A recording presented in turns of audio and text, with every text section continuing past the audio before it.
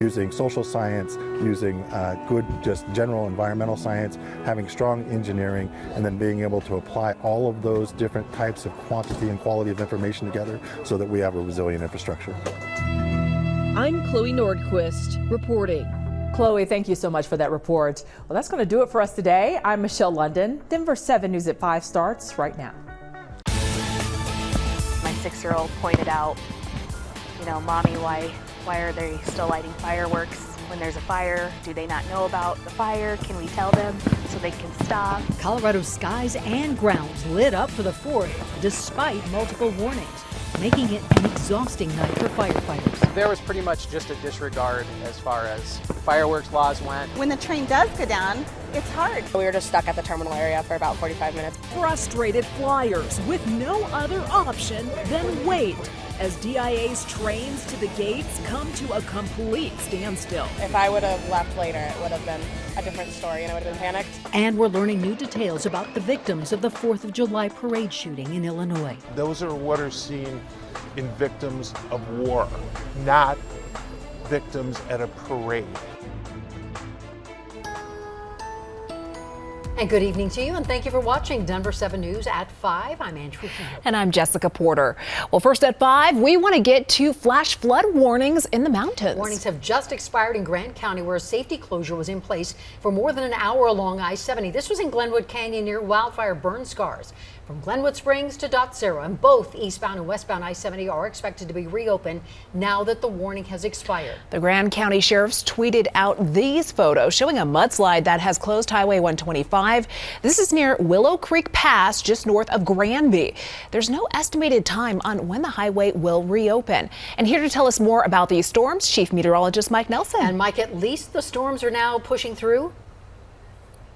They are pushing through. They've cooled things off quite a bit. We dropped from the low 90s to the low 70s as the storms move through the Denver area. And the warnings are dropping off as well, which is good news. Denver area, we're just getting lighter showers, and there are no more flash flood warnings up on the burn scars for the Cameron Peak or East Troublesome fire. Now, we still do have that warning in effect farther to the south and west, and that does continue down the Glenwood Canyon area. It's just been lifted as of 5 o'clock now, but there are some storms lingering in that area. To the northeast, we actually had a tornado warning up near Crook, Colorado, just outside of Crook last hour. That has been lifted. Severe thunderstorm warning in effect for Sidney, Nebraska. Denver area, it's lighter showers now, and that's all we're going to see into the evening hours. This is what it's looked like in time lapse as this has moved through, and our headlines are going to be more showers coming our way for tomorrow and Thursday. Hopefully we'll get some moisture because it is a hot weekend coming up. The 7-day in just a few minutes. Thank you, Mike. 7 people have now died in Highland Park, Illinois, after a gunman shot at families enjoying a 4th of July parade. And the victims range in age from 35 to 88 years old, and they include a 78-year-old grandfather and a set of parents. Irina and Kevin McCarthy's 2-year-old son, Aiden, was found by strangers yesterday, wandering on his own after the chaos of all that gunfire.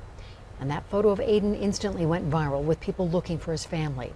Well, his parents, Irina and Kevin, were confirmed among the deceased this afternoon, and the little boy will now be raised by his grandparents.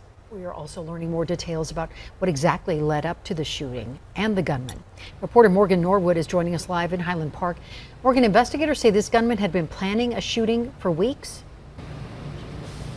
Yeah, planning this for weeks, scoping things out. Of course, he carried out that shooting from the rooftop, according to authorities. And just minutes ago, the state attorney announcing charges for Robert Cremo III. Now, keep in mind, ever since the shooting happened, police had simply been referring to him as a person of interest. Now he is considered a suspect, charged with 7 counts of first-degree murder. Officials saying today more charges are expected as this investigation continues.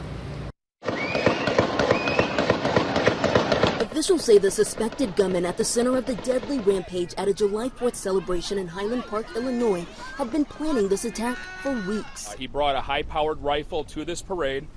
He accessed the roof of a business via a fire escape ladder, and began opening fire on the innocent Independence Day celebration goers. Though Robert Cremo III has not yet been charged, investigators making clear he's the one they believe is responsible for this deadly mass shooting. According to multiple law enforcement sources, Cremo is cooperating with authorities and has made statements taking responsibility for the attack. Police say he purchased at least 5 firearms, including that AR-15 style high-powered rifle, legally in Illinois. They allege he fired more than 70 rounds into the crowd. During the attack, Cremo was dressed in women's clothing, and investigators do believe he did this to conceal his facial tattoos and his identity and help him during the escape. When the rampage was over, authorities say he dumped the rifle, got down from the roof, and walked among the same people he had just been shooting at. He walked to his mother's home, who lived in the area, and he blended right in with everybody else as they were running around, almost as he was an innocent spectator as well. Right now, authorities are still working to piece together a motive and a timeline, reviewing surveillance video of the attack. This doctor, who happened to be at the scene, jumping in to help save lives. I started a couple IVs. We helped move people to a staging area. I didn't do anything heroic. I did what anyone who has who has medical training would try to do. In all, 7 people were killed and more than 30 taken to the hospital. Officials say they found a second rifle in the suspect's car. This afternoon, a community left reeling, planning a series of vigils. Loved ones of the victims now planning funerals. And the question is this: had enough, America? I sure hope so. If you've had enough, elect people who feel as we do. We need more gun safety. And if convicted, Cremo faces mandatory life sentences without the possibility of parole. Live in Highland Park, Illinois, I'm Morgan Norwood, Denver 7. Morgan, thank you so much for that, reporting from Highland Park. And one other note here, Governor Polis has followed the president in ordering flags lowered to half-staff through the end of the week to honor the victims. Fireworks are banned in most cities in Colorado, but you might not have noticed while trying to sleep last night, depending on your neighbors. Denver received more than 500 calls about fireworks last night. The Douglas County Sheriff's Office received nearly 300, and Arapahoe County deputies took more than 100 calls. Some of those calls were for small fires that sparked due to fireworks. One fire in Aurora got so close to homes that some neighbors had to be evacuated. And that's where we find Denver 7's Patrick Perez. Patrick, that fire was too close of a call for neighbors you spoke with. It really was, Jessica, and let me show you why. You can take a look at this burn scar right here and how close it was to the homes on both sides of Spring Creek Park. A homeowner I spoke with told me she had just minutes to grab her belongings before she was evacuated from this area here. Obviously, it was a very scary night for multiple families here, but an even busier one for firefighters. Firefighters across the Denver metro had a busy 4th of July. There was pretty much just a disregard as far as fireworks laws went and as far as just generally the safety of everybody went. South Metro and Aurora firefighters battled this brush fire in the open space near South Himalaya Way in unincorporated Arapahoe County, even as fireworks lit the sky around them. On one side of the street, we had families evacuating their homes, children crying, grabbing pets, thinking maybe they weren't ever going to see their house again. And on the other side of the street, we have people that are shooting off illegal fireworks into the air. You can see still the smoke. Levon Scheitler was one of a dozen or so families who had to evacuate. She took this photo as the flames raced toward homes. I grabbed my kids, my cat, and some pictures, and we left as fast as we could. My 6-year-old was terrified, so I was just trying to get my kids out of there as fast as I could. Thankfully, the wind eventually pushed the fire away from homes, and firefighters were able to put it out. But this brush fire, believed to have been started by fireworks, could have had an entirely different outcome. Had the wind from that thunderstorm been pushing the fire towards those houses, there's a high probability we would have had damage to structures or complete loss to structures. West Metro firefighters were also kept busy, battling at least 17 fireworks-related fires in grass, cars, and even dumpsters. Illegal fireworks causing embers getting, in grass or the bed of a truck. Assistant Chief Steve Cornegay hopes this serves as a lesson learned about the use of illegal fireworks, especially in dry conditions. You look at the Marshall fire and the damage that it did, and then South Metro's yesterday, and things are ready to burn right now, and fireworks can certainly cause that.